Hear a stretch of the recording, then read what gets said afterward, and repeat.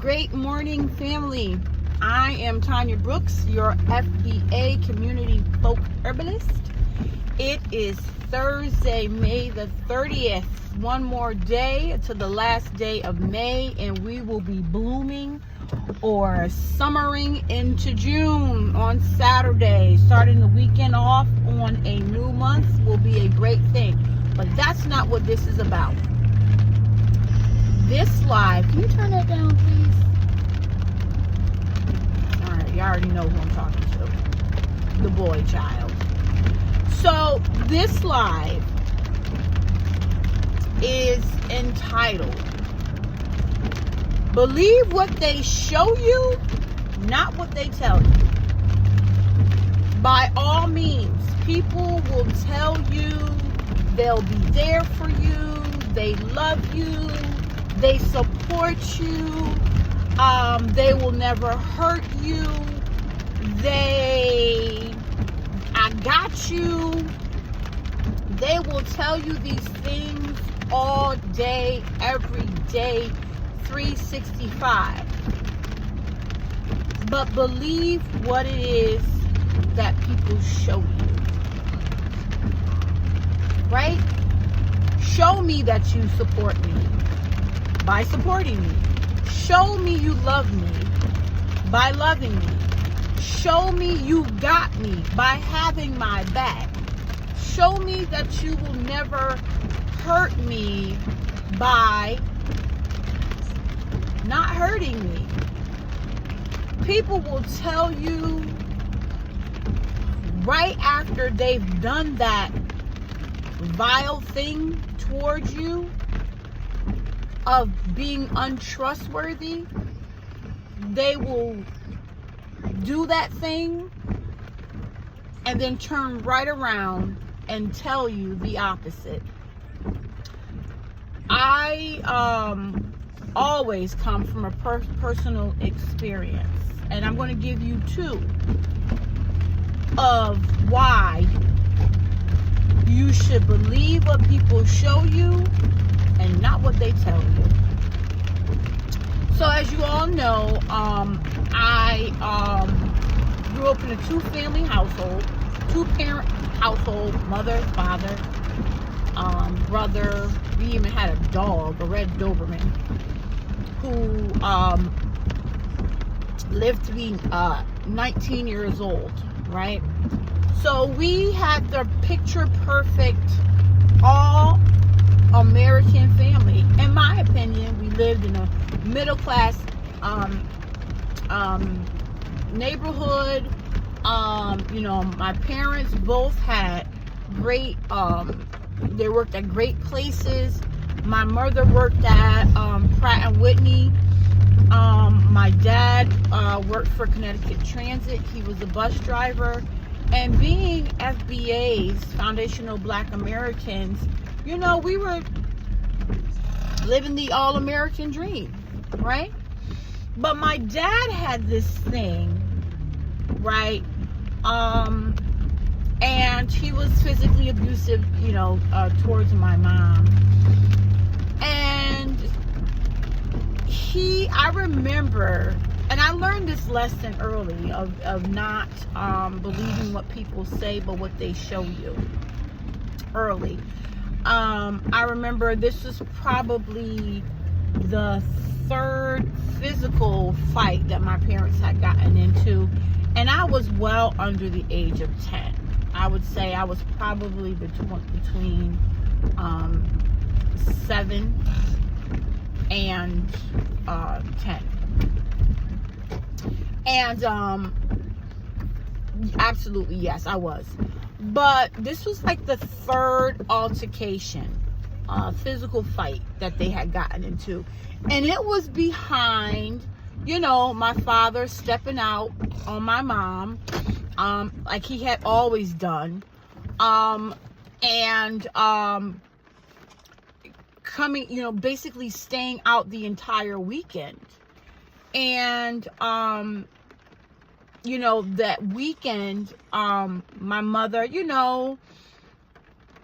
I watched my mom, and she carried on as if things were all good, but I knew they weren't. I mean, your husband hasn't been home since Friday evening. It's now Saturday evening. And there was no cell phones or anything like that. So believe what people show you, not what they say. And so the previous weekend, they had gotten into a fight, a physical altercation. And my father told me, he said, because he called me Scooter. That was, his nickname for me. He said, Scooter, I promise this is not going to happen again. I'm not going to fight, or I'm not going to hit your mom. I'm not going to do that anymore. I promise I'm going to come home when I'm supposed to. These are all the things that my father told me that he was not going to do. And previous to that, he never told me what he wasn't going to do, right? He never had this conversation with me. And he had this conversation with me and told me these things because after their physical fight, after the police had left and all of that, and he was allowed to go away and cool off. And when he came back, I was physically upset with him. I was not speaking to him, was not sitting with him, because I would normally go and sit with my dad, and we would listen to music and just sit and talk and things like that. And I was in my room when he did come back home. So these are the things, or this is the thing that he said he was not going to do. Fast forward, a week later, not only did he physically fight and assault and attack my mother, because she confronted him when he did come home early Sunday morning. Now, mind you, he had been there since Friday evening, and it is like 8 a.m. Sunday morning, and he, or 7 a.m. Sunday morning, and he's strolling in the house like nothing. So, my mother was giving him the business verbally, and he struck her. And the thing of it is, when they got into it, if you are a child that grows up in a household where there's also always physical fighting and verbal fighting and things like that, when things are about to kick off. And I came out my room, and I remember they were like standing in the, between the living room and the kitchen, and we had a phone, but back then, everybody had a landline, but the phone was like on the wall in the kitchen. And I'll never forget, it was like that tan Southern Bell phone on the wall. And he took the entire phone base off and cracked my mother up against the side of her face with the entire phone base. And I just heard her like bones just crack in her face. And she didn't go down, this little woman. She was coming at him, and they were fighting. They were physically fighting. And now they're like in the kitchen, and I'm yelling at him, and I'm telling him to stop. So, then he yells at me, which is something my father wasn't one to yell at me or my brother or anything like that. And he did, and he yelled at me, and he told me to go back into my room, and I said, no, I am not. And I'm telling him, you get off my mom, and da-da-da-da-da-da. Then my brother came out of his room, and my brother and my father get into a verbal confrontation, and he's like, you better get off my mother. And then my brother calls my father out, calls him out. He's done. He's tired. He calls him out, and I'm like there, and I'm backing my brother, right? And so it got bad, but my father ended up leaving. I'll say that. He ended up leaving because my brother called him outside. And my brother was 16. He was 16, 15, 16. And physically, they were like same height and weight and all of that, what have you. So, my mom ended up calling the police. The police came, met my dad outside. Then they all came inside. I'm in my room, and my brother is in the kitchen with my mom. And so then the police, obviously, they tell my brother to go in his room, and they talk. I got my room door cracked. No, I'm actually standing at the door, and I'm listening. And this time, they tell my dad to actually leave for a day or two, but he's able to come back. And that whole situation was very traumatic for my entire family. For my mother, for me, for my brother, and for my father, even for the dog. Do I need to bring my umbrella? Oh, you don't have to. You're gonna run right in. It won't be raining this afternoon. Love you. Have a good day. Remember, you got track practice today. And so, yeah, it was very traumatic. And so when my father did come back home, which he did not listen to the police's advice. And back then the police didn't write like no contact or whatever it's called. He came back that night. He came back that Sunday night. And my mom, being a great mother, and a great wife, she went on that Sunday afternoon to prepare Sunday dinner. I remember seeing my mother's face all swollen, and it was crazy. But that was very traumatic.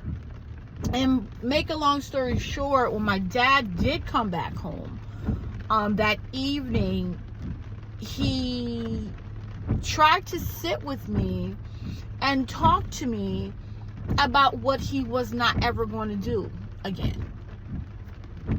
And I told him, I said, I don't believe you, Daddy. And I was very upset. I said, I don't believe you. I said, because, and, back then, children didn't tell their parents or any adult that you were a liar or you were lying. I said, you're telling me a story. Because that's how I was raised. Children didn't say lie to an adult or really anyone. You said, you're telling me a story. And I said, well, Daddy, no, I don't believe you're telling me a story because you promised me what you were not going to do. I'm looking at my mother's face, and through that whole ordeal of my brother, right, who is now my protector in my eyes as a young girl, calling you out. Everything that you said you weren't going to do, not only did you do it, but you did more. So I learned at that very young age, under the age of 10, you believe what people show you, not what they tell you. All right?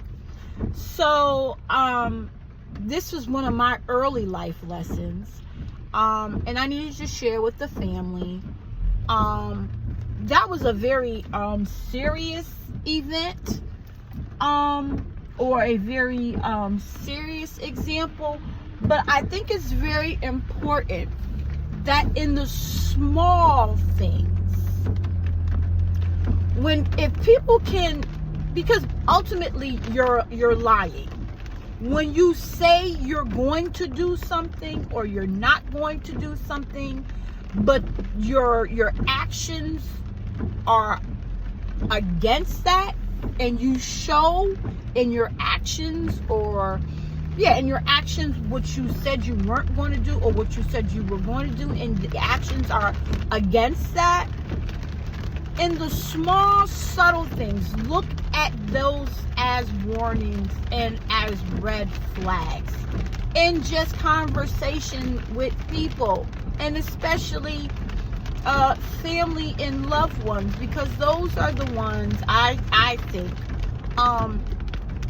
that their actions that go against their words can be the most harmful. Can be the most harmful.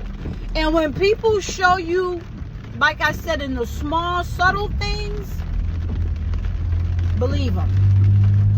Don't let it get to, and I'm talking to adults, don't let it have to escalate to a big thing. Right? Acknowledge who they really are in the small things, so that you don't have to experience the larger lies and manipulation. Because ultimately, that's what the individual is. They are a liar and they are a manipulator. And I will go so far also as to say that they are a narcissist. You can look up the definition of the narcissist, but everybody knows like what that is. When people gaslight you, that is also a sign of who they are, not who they say they are, but who they are. So believe them when they show you who they are, not who they say they are. Believe what they show you, not what they say to you. So family, listen, remember, as always, be great to yourself, because you are great. Be great to your family. They deserve your greatness. Be great to your community. Without love, self-love first, we have absolutely nothing. And as always, clarity is key, but without consistency, we have no balance. Family, believe what people show you, not what they tell you. Be well.